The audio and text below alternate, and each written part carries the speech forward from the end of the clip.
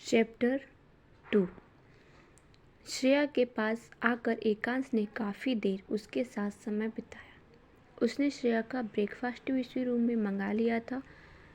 इस समय लगभग 10 बज चुके थे।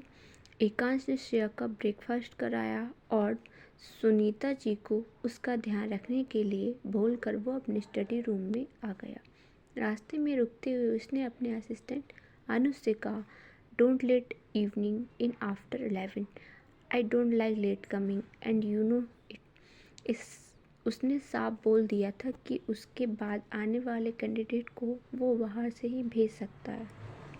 उसे लेट आने वाले लोग बिल्कुल भी पसंद नहीं थे। अनुज हाँ में सर हिलाया और यस बॉस बोलते हुए वहाँ से बाहर मेन डोर की तरफ चला गया। एकांश अपने स्टडी रूम में बैठा अभी कुछ फाइलें चेक कर रहा था जब 11 बजे तो अनुज ने पहले कैंडिडेट को अंदर भेजा, जो कि एक 16 साल की लड़की थी। उसका पूरा ध्यान सिर्फ अपने मोबाइल पे था, जो बार बार इंटरव्यू के दौरान अपने फ़ोन को ही देखे जा रही थी।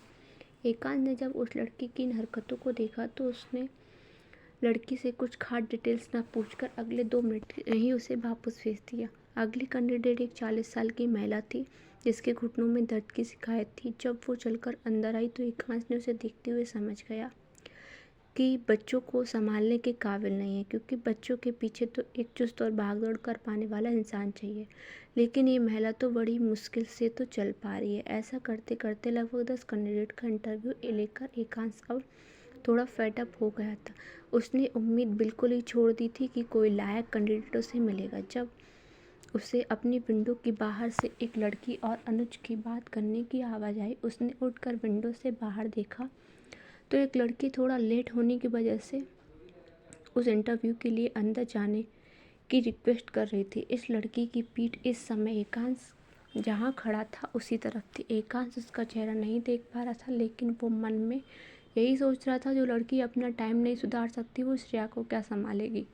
एकांश ने सोचते हुए कॉटेज को छोड़ने ही वाला था कि वो लड़की पलटी। ये वही लड़की थी जो सिग्नल पर श्रेया का ध्यान बांटने में कामयाब हो गई थी।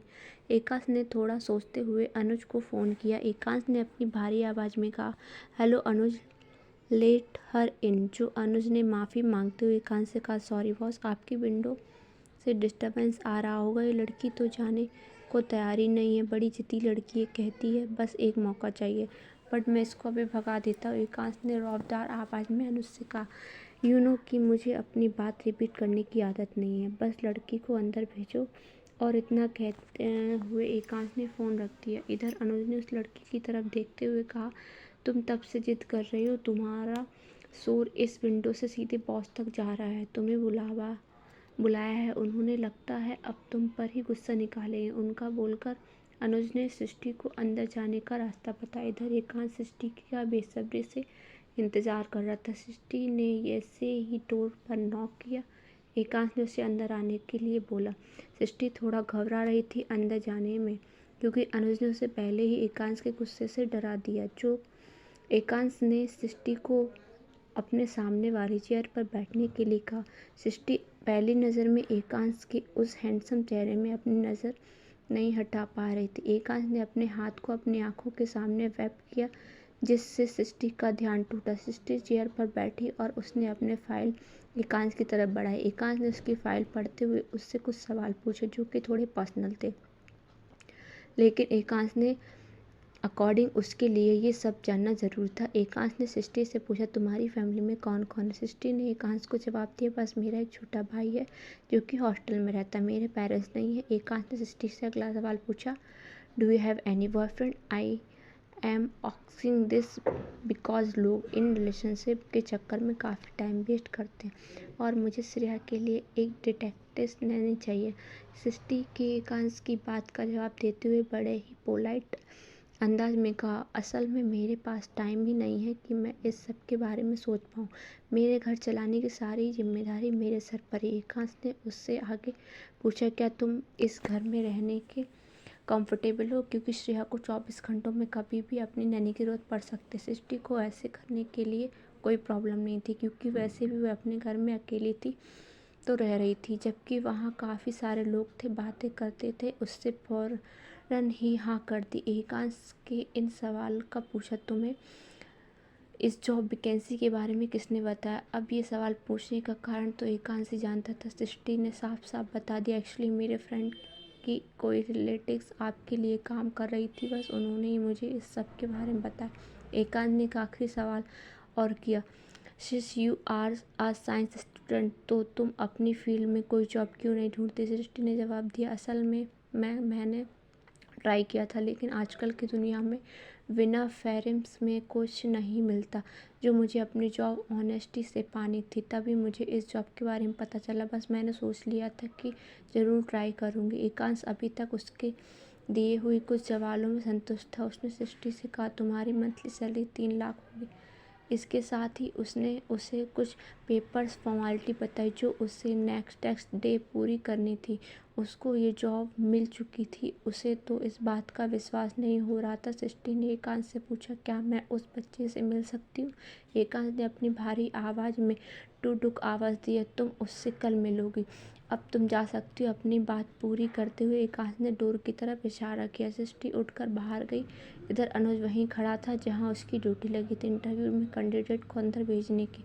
जब उसने सृष्टि को बहुत खुश होकर आते हुए देखा तो उसने अपने मन में सोचा, लगता है इस लड़की का सदमा लग गया है, इसे तो दुखी होना चाहिए, ये उल्टा खुश खुश लग रही है। यदि अनुज के पास आई है तो उसने बताया, मुझे जॉब मिल गई, मुझे कोई डांट नहीं पड़ी, तुम्हारे बॉस से वैसे इतने बुरे भी नहीं जितना तुम उन्हें बता रहे हो, कहती हो। सृष्टि ने उसे चिढ़ा रही थी। अनुज को हैरान किया कि आखिर वे कैसे हो गए, आज बॉस ने अपने रूल को कैसे तोड़ा। लेकिन आफ्टर ऑल वो बॉस हैं, जब कब रूल्स बना भी सकते हैं और तोड़ भी सकते हैं। अनुज के दिल पर पत्थर रखते सृष्टि से कहा, कॉन्ग्रेचुलेशन मिस। लेकिन असल में तो अनुज को ही पता था कि जितना खुश ये लड़की अभी हो रही हो, जल्दी ही यहाँ से दौड़ लाती नजर आएगी। बॉस की वजह से इसे अभी पता नहीं है कि बॉस क्या चीज़ है। वो तो श्रेया के मामले में कोई लापरवाही बर्दाश्त नहीं करते। यदि सृष्टि ने एक नज़र उठाकर अनुज के एक्सप्रेशन को देखा, फिर वो वहाँ से बाहर आई। बाहर आकर उसने सबसे पहले अपनी फ्रेंड सिया को फ़ोन किया, उसे खुशखबरी देने के लिए। सिया ने सृष्टि के मुँह से सुनते ही साथ ही उससे कहा, एक बात पर तो पार्टी बनती, अब तू ना करके ना मूड मत स्पॉइल करना। वैसे भी काफ़ी दिनों में हमें इस तरह का कोई मौका नहीं मिला सेलिब्रेट करने का, अब इस मौके को तो मैं नहीं जाने दूंगी। सृष्टि ने टेंशन होते हुए सिया से कहा, यार सिया, वो मुझे भाई के लिए। सृष्टि ने इतना ही बोला कि सिया ने उसे कहा, मैंने हॉस्टल की फ़ीस भर दी है, तू तो मुझे बताने वाली नहीं थी। मैंने सैफ से कहा की बात कर ली, वो मेरा भी भाई है, मैंने उसकी फ़ीस भर दी, अब तो टेंशन मत ले। सृष्टि ने सिया से कहा, यार तू मुझे और कितना शर्मिंदा करेगी, मुझे पता है, मुझे इस तरह के फेवर लेना बिल्कुल पसंद नहीं है। सिया ने गुस्से में हक से डांटते हुए कहा, अगर तू मेरे बारे में सोचती तो मुझे अपनी दोस्ती क्यों बोलती? एक काम करती हूँ, फ़ोन ही रख देती हूँ, तू अपने मॉरल को ही ले कर जी ले अकेले। जब सृष्टि को लगा कि सिया गुस्सा हो तो उसने उसे माफ़ी मांगते हुए कहा, सिया यार सॉरी, मेरा दिल नहीं दुखाना चाहती थी, तू मेरी बहन है, एक काम करते हैं, आज हम लोग रात को मेरे घर पार्टी करते हैं और जैसे ही मेरी पहली सैलरी मिलेगी तो तू मुझे पैसा लौटा दूँगी, इतना तो करना ना देगी मुझे? सृष्टि ने हक जताते हुए सिया से कहा। सिया की बात मान गई, हाँ ओके डन, तो ऑफिस से सीधे तेरे घर आऊँगी, रात में तेरे घर पर ही रुकूंगी। एकांश के बंगलों से बाहर आए, सिया से बातें करते हुए। इधर एकांश ने अपनी मीटिंग का निकालते हुए तैयारी कर ली। जब उसकी नज़र अपने घर के बाहर फ़ोन कर बताए सृष्टि पर पड़ी, उसके मन में ही सोचा, स्टूडेंट ये लड़की तो कह रही थी कि इसका कोई बॉयफ्रेंड नहीं है, लेकिन इनकी बातों को देखकर तो यही लग रहा है। उसकी एक नज़र सृष्टि पर डाली, फिर वो वहाँ से निकल गया। सृष्टि आज बहुत ज़्यादा खुश थी सिया से बात करने का। उसने अपने भाई सोहित से बात की और उसको अपनी जॉब के बारे में बताया। सोहित भी बहुत खुश था। ये सब कर सृष्टि की लाइफ में एक उसका भाई और एक सिया ही दो ही करीब थे।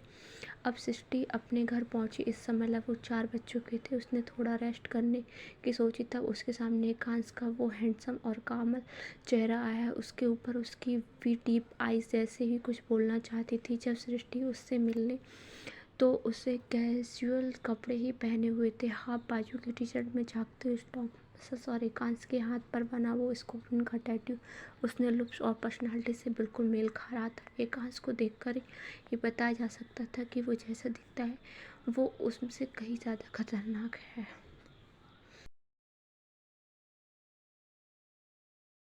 तो दोस्तों, कैसी रही आज की हमारी वीडियो? प्लीज़ चैनल को लाइक, सब्सक्राइब और शेयर ज़रूर करें। मिलते हैं नेक्स्ट वीडियो के साथ। Thank you.